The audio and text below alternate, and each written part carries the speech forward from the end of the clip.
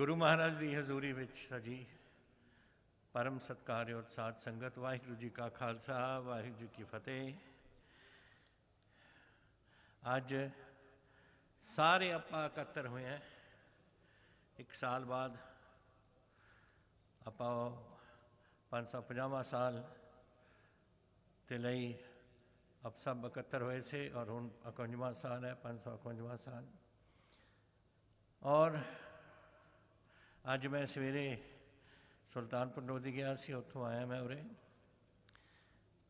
और पहला तो मैं धन्नवादी हैं दे सारे महापुरुष जिहड़े अज आए ने, साढ़े साथी जो अज आए ने, साढ़े प्रधान जी जाखड़ साहब, सारे ही साढ़े वजीर साहिबान, MLA साहिबान, MP साहिबान, और ख़ास करके सुखी जी, सुखजिंदर जी, जिन्हों ने सारी हिम्मत उरे की है इस समागम नूं सफल बनाउण लई। सारियां गल्लां जो पहले पातशाही दे याद दे विच कीतियां गईयां ने, बच्चे बच्चे नूं पंजाब दे नूं पता है। असी सारे बचपन निके हुंदे से जद तो साके सुने, जद तो कहानियां सुनिया, जद सारे सानूं सुणाउंदे गए। कहंदे ने मैनू याद है वो दिन मैं अपने नानकियां च गया सी और छोटा जिहा हुंदा सी, मेरा ख्याल 4 साल की उम्र हुंदी सी। ते मेरे नाना जी उन्हां दा पिंड चूड़ लहरे दे कोल, ते नाल मकोड़ साहब गुरुद्वारा साहब सी। ते मैनू एक दिन लै गए नाल, ते पैसे नाल लै गए अपने। ते मैं कहा आ की कर रहे हो नाना जी तुसीं? कहते ये गुरु का हिस्सा है, दसवंध दिने आपां। ना मैनू 4 साल की उम्र की समझ सी कि सी, लेकिन ये चलती आई, एक रिवायत चलती आई सी। जैसे सुखी जी ने आज किया, महाराज ने जो छोटे छोटे किसानों के बारे की क्या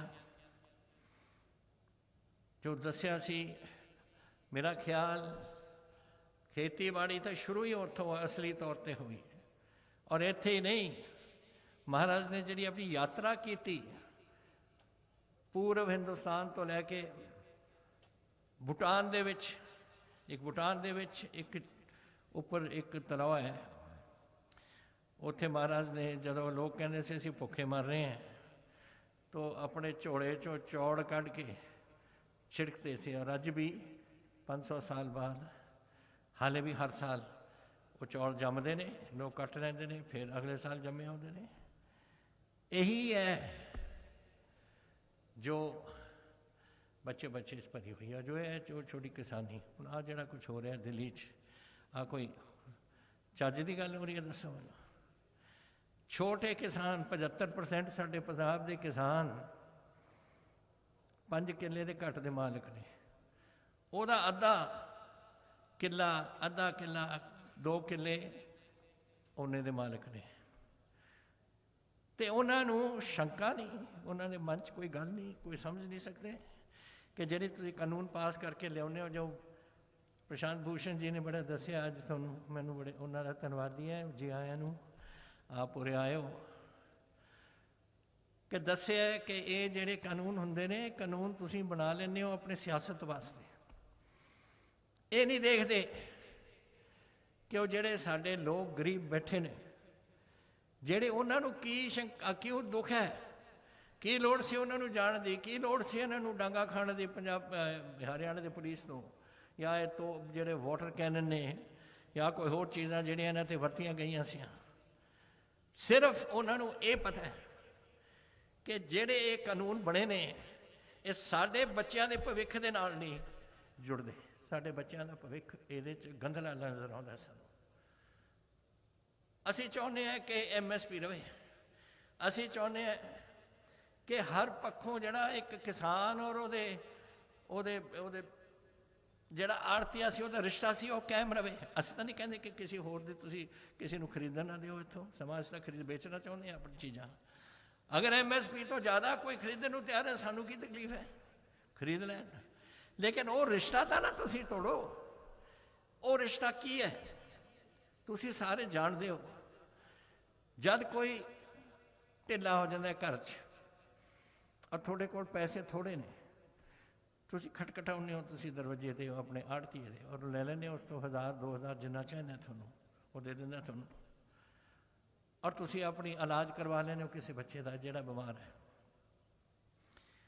ਲੇਕਿਨ ਹੁਣ ਤੁਸੀਂ ਉਹ ਆੜ੍ਹਤੀਏ ਦਾ ਰਿਸ਼ਤਾ ਖਤਮ ਕਰ ਰਹੇ ਹੋ ਅਤੇ ਸਿਸਟਮ ਖਤਮ ਕਰ ਰਹੇ ਹੋ, ਔਰ ਕੋਆਪਰੇਟ ਹਾਊਸਿਸ ਨੂੰ ਤੁਸੀਂ ਦੇ ਰਹੇ ਹੋ ਵੱਡੇ ਵੱਡੇ।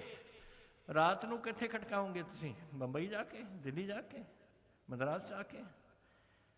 ਤਾਂ ਕੋਈ ਨਹੀਂ ਕਹਿੰਦਾ ਨਾ ਵੇਚੋ ਜਾਂ ਨਾ ਖਰੀਦੋ, ਲੇਕਿਨ ਆਹ ਜਿਹੜਾ 100 ਸਾਲ ਤੋਂ ਜਿਹੜਾ ਇਹ ਰਿਸ਼ਤਾ ਚੱਲਿਆ ਆ ਰਿਹਾ ਹੈ ਉਹ ਤਾਂ ਨਾ ਤੋੜੋ, ਜਿਹਦੇ ਨਾਲ ਇਹ ਦੋਨਾਂ ਦੀ ਆਪਸੀ ਗੱਲ ਹੈ।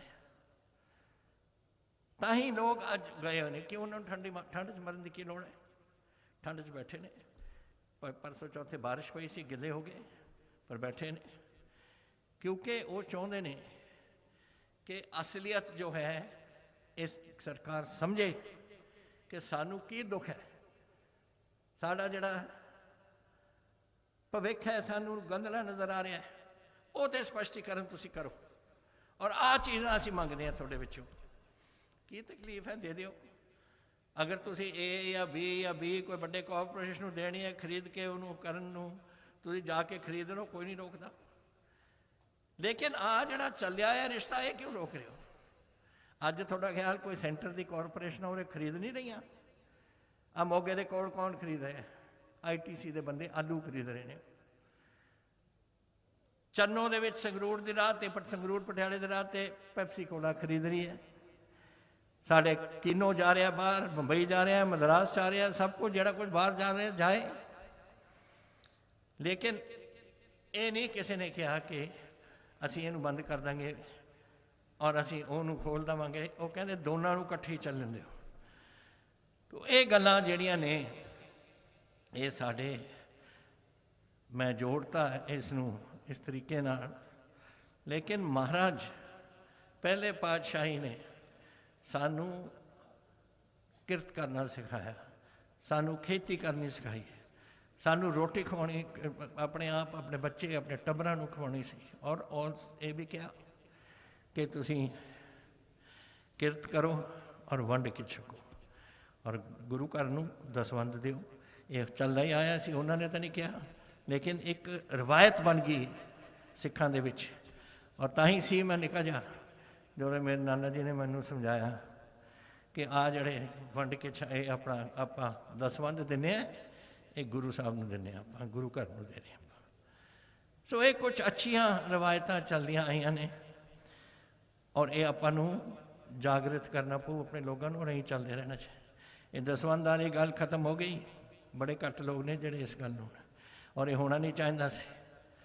ਗੁਰੂ ਘਰ ਪਹਿਲਾਂ ਆਉਂਦਾ, ਉਸ ਤੋਂ ਬਾਅਦ ਆਪਾਂ ਸਭ ਆਉਂਦੇ ਹਾਂ, ਔਰ ਗੁਰੂ ਘਰ ਦੀ ਸੇਵਾ ਕਰਨੀ ਸਾਡੀ ਡਿਊਟੀ ਹੈ।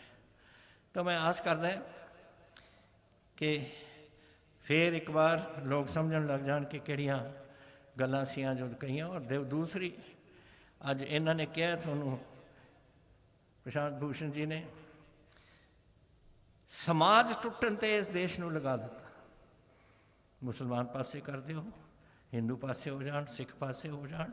ਔਰ ਗੁਰੂ ਸਾਹਿਬ ਨੇ ਜਦੋਂ ਆਪਣੀ ਸਮਾਧੀ ਲਾ ਕੇ ਬਾਈ ਦੇ ਵਿੱਚੋਂ ਨਿਕਲੇ ਸੀ, ਕੀ ਕਿਹਾ ਸੀ ਉਹਨਾਂ ਨੇ ਕਿਹਾ ਸੀ, ਨਾ ਕੋਈ ਹਿੰਦੂ ਨਾ ਕੋਈ ਮੁਸਲਮਾਨ, ਸਾਰੇ ਹੀ ਰੱਬ ਦੇ ਬੰਦੇ। ਇਹ ਕਿਹਾ ਸੀ ਉਹਨਾਂ ਨੇ। ਤਾਂ ਫਿਰ ਆਪਾਂ ਉਹਨਾਂ ਨੂੰ ਕਿਉਂ ਨਹੀਂ ਮੰਨਦੇ? ਕਿਉਂ ਤੋੜ ਰਹੇ ਹੋ ਮੁਲਕ ਨੂੰ? ਕਿਸ ਵਾਸਤੇ ਕਰ ਰਹੇ ਹੋ? ਕਿਉਂ ਅਲੱਗ-ਅਲੱਗ ਤੁਸੀਂ ਮਜ਼ਹਬਾਂ ਨੂੰ ਕਰ ਰਹੇ ਹੋ? ਤਾਕਤ ਹੋਏਗੀ ਇਸ ਦੇਸ਼ ਦੀ ਅਗਰ ਸਾਰੇ ਇਕੱਠੇ ਹੋਣਗੇ। ਇਹ ਇਹਨਾਂ ਨੂੰ ਸੋਚਣਾ ਚਾਹੀਦਾ।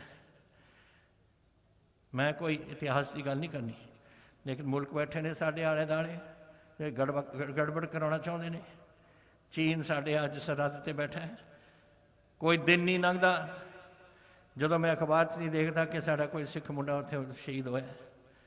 ਉਹ ਗੁਰਤੇਜ ਸਿੰਘ ਸ਼ਹੀਦ ਹੋਇਆ ਸੀ। 3 ਪੰਜਾਬ ਤੋਂ 12 ਚੀਨੀਆਂ ਨੂੰ ਬਗੈਰ ਹਥਿਆਰ ਸ਼ਹੀਦ ਕਰਕੇ ਨਿਕਲਿਆ ਸੀ ਉੱਥੋਂ, ਆਪਣੇ ਦੇਸ਼ ਵਾਸਤੇ ਕੁਰਬਾਨੀ ਦਿੱਤੀ।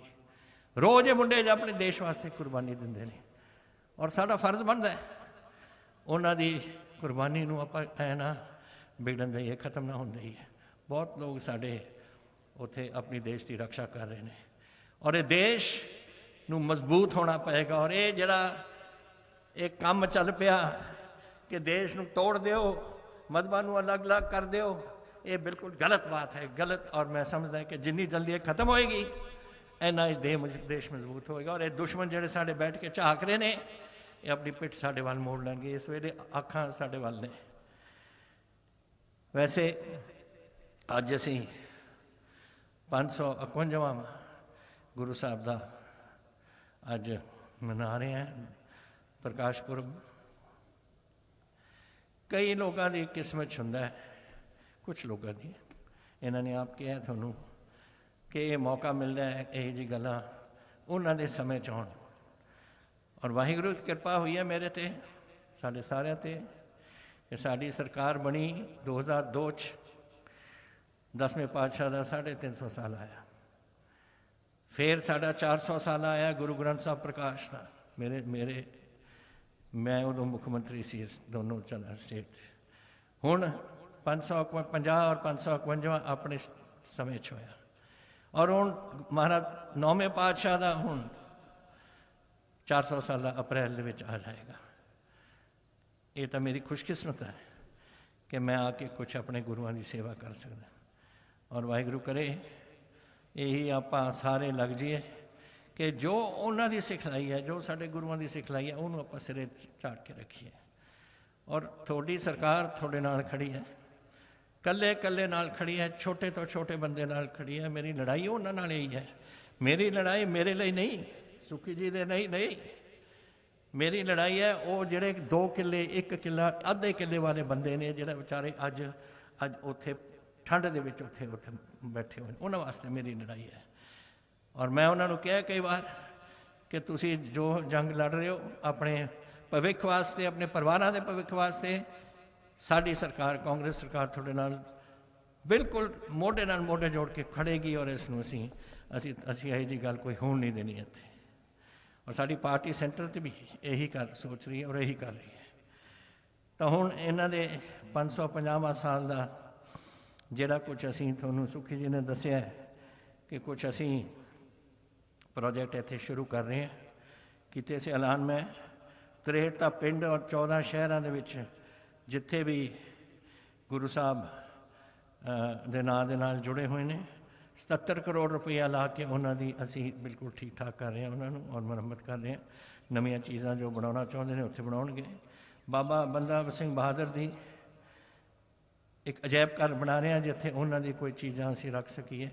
ਇਹ 80 ਲੱਖ ਰੁਪਏ ਲੱਗਣਾ ਉਸ 'ਤੇ। ਅਤੇ ਅੱਜ ਮੈਂ ਨੀਂਹ ਪੱਥਰ ਰੱਖਦੇ ਹਾਂ। ਇੱਕ ਤਾਂ ਹੈਰੀਟੇਜ ਸਟਰੀਟ ਹੈ। ਕਦੇ ਆਪਾਂ ਨੂੰ ਆਪਣਾ ਇਤਿਹਾਸ, ਧਾਰਮਿਕ ਇਤਿਹਾਸ, ਸੱਭਿਆਚਾਰਕ ਇਤਿਹਾਸ ਕਦੇ ਨਹੀਂ ਭੁੱਲਣਾ ਚਾਹੀਦਾ, ਕਿਉਂਕਿ ਜਦੋਂ ਆਪਾਂ ਆਪਣਾ ਪਿਛੋਕੜ ਭੁੱਲ ਜਾਂਦੇ ਹਾਂ ਫਿਰ ਆਪਾਂ ਸਹੀ ਤਰੀਕੇ ਨਾਲ ਅੱਗੇ ਨਹੀਂ ਵੱਧ ਸਕਦੇ। ਉਹ ਪਿਛੋਕੜ ਨੂੰ ਆਪਾਂ ਯਾਦ ਰੱਖੀਏ। ਔਰ ਉਹਦੇ ਵਾਸਤੇ ਅਸੀਂ 3 ਕਰੋੜ ਲਾ ਕੇ ਇੱਕ ਹੈਰੀਟੇਜ ਸਟਰੀਟ ਇਤਿਹਾਸ ਦੇ ਨਾਲ, ਜੋ ਸਾਡੇ ਇਤਿਹਾਸ ਦੇ ਨਾਲ ਜੁੜਿਆ ਹੋਇਆ, ਉਹਨੂੰ ਅਸੀਂ ਇਹ 'ਤੇ ਆਰੰਭ ਕਰ ਰਹੇ ਹਾਂ। ਔਰ ਇਹਨਾਂ ਨੇ ਜ਼ਿਕਰ ਕੀਤਾ ਹੈ ਮਹਾਰਾਜ ਦੇ ਨਾਮ 'ਚ ਸ਼ੂਗਰ ਕੇਨ ਰਿਸਰਚ ਸੈਂਟਰ ਕਾਲਾਨੌਰ ਦੇ ਵਿੱਚ ਅਸੀਂ ਲਾ ਰਹੇ ਹਾਂ। ਔਰ ਦੂਸਰਾ ਇਹ ਸਾਰੀਆਂ ਚੀਜ਼ਾਂ ਸ਼ੁਰੂ ਹੋ ਗਈਆਂ ਨੇ। ਅਤੇ ਪਿਛਲੇ ਸਾਲ ਅਸੀਂ 60 ਕਰੋੜ ਰੁਪਈਆ ਲੱਗ ਚੁੱਕਿਆ ਇਸ 'ਤੇ। ਔਰ ਹੁਣ 17 ਕਰੋੜ ਨਾਲ ਪਹਿਲਾ ਫੇਜ਼ ਖਤਮ ਹੋ ਜਾਣਾ ਹੈ। ਔਰ ਜਿਹੜੇ ਕੰਮ ਚੱਲ ਰਿਹਾ ਇਸ ਵੇਲੇ ਉਹ ਹੈ 43 ਕਰੋੜ ਰੁਪਈਏ ਦਾ। ਔਰ ਇਹ ਮੈਂ ਆਸ ਕਰਦਾ ਕਿ ਇਸ ਸਾਲ ਦੇ ਵਿੱਚ ਹੀ ਇਹ ਸਭ ਕੁਛ ਇਹ ਸਮਾਪਤ ਹੋ ਜਾਏਗਾ। ਤੋ ਅੱਜ ਮਹਾਰਾਜ ਦੇ 551ਵਾਂ ਜਨਮ ਦਿਹਾੜੇ 'ਤੇ ਸਾਰਿਆਂ ਨੂੰ ਬਹੁਤ ਬਹੁਤ ਵਧਾਈ ਹੋਏ। ਵਾਹਿਗੁਰੂ ਕਰੇ ਕੌਮ ਚੜ੍ਹਦੀ ਕਲਾ 'ਚ ਰਹੇ। ਔਰ ਅੱਜ ਸਾਡੀ ਕੌਮ ਕਿਤੇ ਇੱਥੇ ਹੀ ਨਹੀਂ, ਪੰਜਾਬ ਦੇ ਵਿੱਚ, ਹਿੰਦੁਸਤਾਨ ਦਾ ਕੋਈ ਸੂਬਾ ਨਹੀਂ ਜਿੱਥੇ ਅੱਜ ਸਿੱਖ ਨਹੀਂ ਬੈਠੇ, ਦੁਨੀਆ ਦਾ ਕੋਈ ਦੇਸ਼ ਨਹੀਂ ਜਿੱਥੇ ਕੋਈ ਸਿੱਖ ਨਹੀਂ ਬੈਠੇ। ਔਰ ਜਿਹੜਾ ਲੰਗਰ ਦੀ ਰਵਾਇਤ ਹੈ ਉਸ ਨੂੰ ਦੇਖਦੇ ਹੋਏ ਜਦੋਂ ਅਮਰੀਕਾ ਦੇ ਵਿੱਚ ਸਮੱਸਿਆ ਬਣੀ ਸੀ ਪਿੱਛੇ, ਅਮਰੀਕਾ ਸਰਕਾਰ ਨੇ ਇੱਕ ਐਵਨਿਊ ਬਣਾ ਦਿੱਤਾ ਕਿ ਪੰਜਾਬ ਐਵਨਿਊ, ਯਾਦ ਉਹਨਾਂ ਦੀ ਜਿਹੜੀ ਸੇਵਾ ਕੀਤੀ ਸੀ ਸਿੱਖਾਂ ਨੇ ਉਸ ਲੰਗਰ ਲਗਾ ਕੇ, ਜਦੋਂ ਉੱਥੇ ਲੋਕ ਭੁੱਖੇ ਮਾਰੇ ਸੀ, ਕੋਈ ਵਾਕਿਆਤ ਹੋ ਗਿਆ ਸੀ ਉੱਥੇ। ਤੋ ਇਹ ਸਾਰੀ ਦੁਨੀਆ सानू जाणदी है, साडे लोगों नू जाणदी है, साडे रिवायत नू जाणदी है, साडे इतिहास नू जानन लग गई। और वाहिगुरू करे जिथे भी वसे ने, कोई भी मुल्क दे विच वसे ने, महाराज उन्होंने चढ़दी कला बख्शन। वाहिगुरू वो तकड़े रहन, तंदुरुस्त रहन, परिवार सुखी रहन और अपने कामां कारां विच महाराज इन्हों फतेह बख्शन। वाहिगुरू जी का खालसा, वाहिगुरू जी की फतेह।